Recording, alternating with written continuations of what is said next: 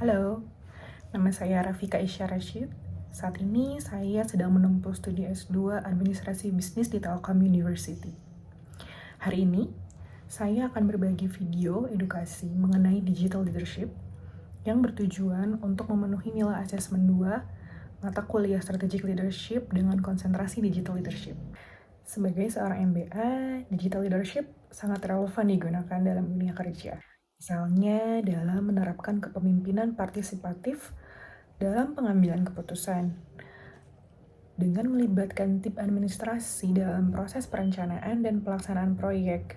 Kemudian bisa juga untuk mendelegasikan tanggung jawab, wewenang, misalnya dengan memberikan tanggung jawab kepada anggota tim oleh atasan atau top management kepada anggota tim yang levelnya lebih rendah untuk mengelola proyek tertentu.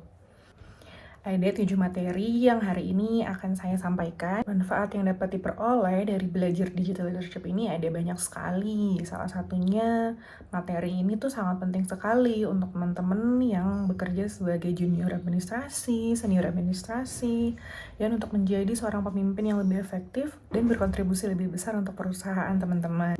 Kemudian untuk menjadi seorang pemimpin yang efektif, kita harus memahami berbagai gaya kepemimpinan, kekuatannya, pengaruhnya, kemudian faktor-faktor lain yang mempengaruhi kepemimpinan tersebut. Pemimpin efektif juga harus memiliki keterampilan dan kualitas pemimpin yang diperlukan untuk mencapai tujuan organisasi atau perusahaannya. Materi yang pertama, teori kepemimpinan partisipatif, pendelegasian, dan pemberdayaan. Maksudnya apa sih? Pemimpin yang partisipatif ini adalah pemimpin yang memberikan kesempatan kepada karyawannya untuk memberikan ide dan saran dalam pengambilan keputusan. Ya, hal ini juga bisa meningkatkan motivasi dan produktivitas seorang karyawan ya di perusahaan. Contohnya apa sih, Fik?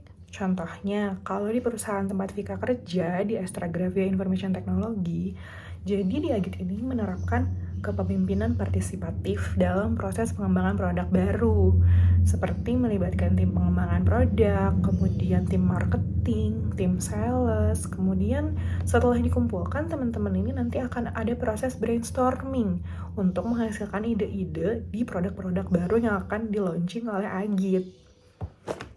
Kemudian ada namanya pendelegasian. Maksudnya apa ya pendelegasian ini? Pendelegasian adalah pemimpin yang memberikan kesempatan kepada bawahannya untuk mengambil keputusan dan menyelesaikan masalah.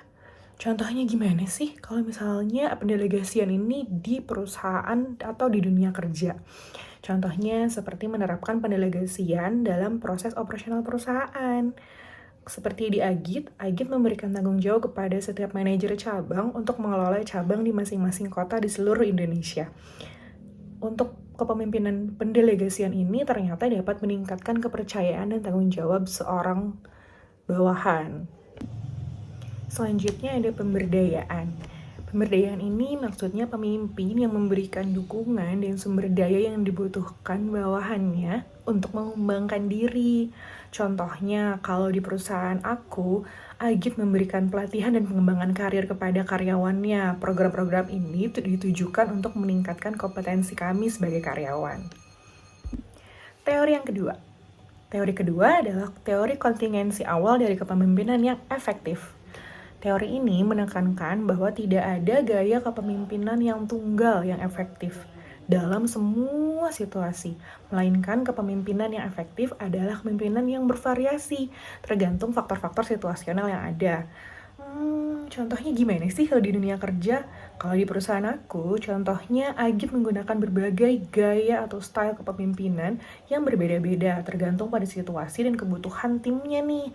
Seperti gaya kepemimpinan yang lebih otoriter, biasanya digunakan saat tim sedang mengerjakan proyek yang kompleks dan membutuhkan banyak arahan. Kemudian untuk gaya kepemimpinan yang lebih partisipatif, Agit menggunakan gaya kepemimpinan ini saat sedang mengerjakan proyek yang membutuhkan kreativitas dan inovasi. Kepemimpinan yang efektif harus fleksibel dan dapat menyesuaikan diri dengan situasi yang berbeda. Untuk materi yang ketiga adalah kepemimpinan karismatik dan transformasial. Maksudnya adalah kepemimpinan karismatik dan transformasional adalah dua gaya kepemimpinan yang dapat digunakan untuk mencapai tujuan organisasi. Kepemimpinan karismatik lebih berfokus pada pembangunan hubungan emosional dengan karyawan atau dengan relasi-relasi sekitar. Sedangkan untuk kepemimpinan yang transformasional lebih berfokus pada pengembangan dan pemberdayaan untuk karyawan dan relasi sekitar. Contohnya adalah pemimpin yang karismatik dan transformasional itu yang sering memberikan briefing-briefing atau meeting-meeting yang dapat menginspirasi kepada karyawannya, kemudian dapat mendorong mereka untuk selalu berinovasi dan meningkatkan diri. Kepemimpinan ini dapat mendorong perubahan dan inovasi dalam berorganisasi. Selanjutnya, ada kekuatan dan pengaruh dalam kepemimpinan. Kekuatan dan pengaruh adalah dua hal yang saling berkaitan dalam kepemimpinan. Pemimpin yang kuat dapat menggunakan kekuatannya untuk mempengaruhi semua karyawannya atau relasi-relasi di leveling manajemennya. Sedangkan pemimpin yang berpengaruh dapat menggunakan pengaruhnya untuk mendapatkan kekuatan. Contohnya seperti kalau di perusahaan atau di dunia kerja, misalnya selalu ada program pengembangan kepemimpinan yang bertujuan untuk meningkatkan kekuatan dan pengaruh para pemimpinnya. Program ini biasanya mencakup pemberian materi seperti cara belajar berkomunikasi yang baik, kemudian menjadi negosiator yang andal, dan pengambilan keputusan juga biasanya diberikan oleh pemimpin di kekuatan dan pengaruh dalam kepemimpinan. Selanjutnya adalah kepemimpinan etis, servant atau hamba ya kalau di bahasa Indonesia kan. Kemudian spiritual dan autentik. Kepemimpinan etis ini penting sekali ya teman-teman untuk membangun kepercayaan dan kredibilitas pemimpin. Kemudian untuk kepemimpinan servant atau hamba ini penting banget untuk membangun hubungan yang kuat dengan seluruh leveling manajemen atau karyawannya. Kemudian ada kepemimpinan spiritual yang penting untuk memberikan makna dan tujuan kepada seluruh karyawannya. Kepemimpinan otentik juga penting untuk membangun kepercayaan dan loyalitas karyawannya. Teman-teman di sini ada yang tahu nggak gimana contohnya kalau misalnya kepemimpinan etis, kemudian hamba atau servant, spiritual dan otentik? Sini Vika kasih tahu. Contohnya seperti di Agit. Agit ini pakai kode etik perusahaan yang mengatur seluruh perilaku dan tindakan para pemimpinnya. Kode etik ini menekankan pentingnya nilai-nilai moral seperti kejujuran, keadilan, dan tanggung jawab sosial selama bekerja di perusahaan Agit.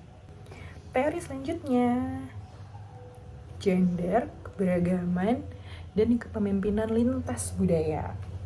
Kita cari tahu dulu yuk maksudnya gimana. Jadi gender ini definisinya adalah perbedaan antara laki-laki dan perempuan dalam hal peran, perilaku, dan karakteristik. Selanjutnya untuk keberagaman adalah keanekaragaman dalam hal latar belakang, pengalaman, dan perspektif.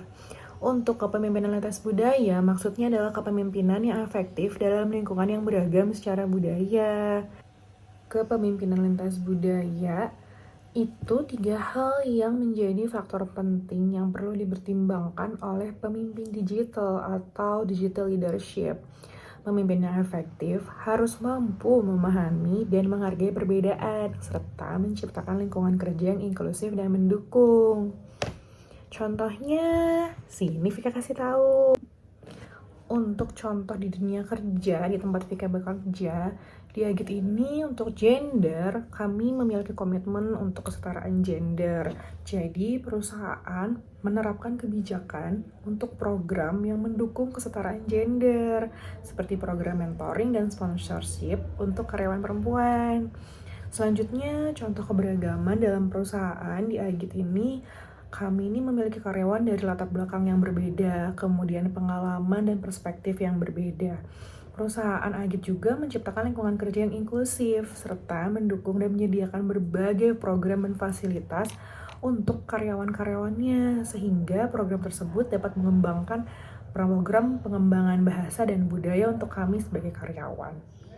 Selanjutnya, kepemimpinan lintas budaya. Kalau di perusahaan tempat saya bekerja, itu Agit memiliki bisnis yang beroperasi di berbagai negara, seperti memimpin perusahaan yang memiliki keterampilan kepemimpinan lintas budaya yang kuat. Untuk teori yang terakhir nih teman-teman, teori mengembangkan keterampilan kepemimpinan.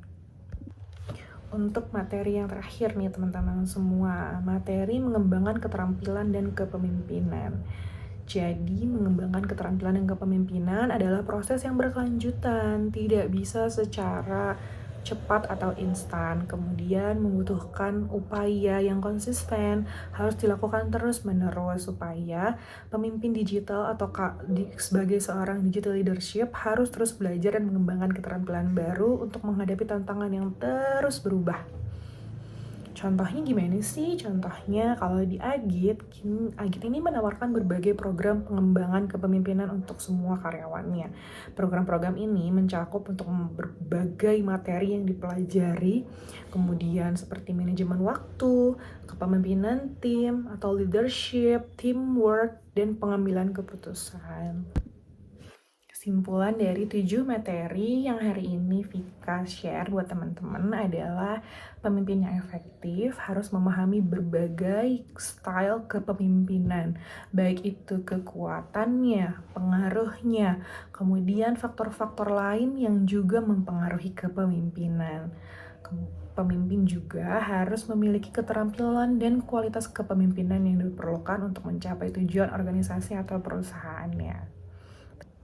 Kira-kira dari 7 materi yang udah Vika sampaikan barusan, gimana sih cara teman-teman untuk menjadi seorang digital leadership di kehidupan sehari-hari?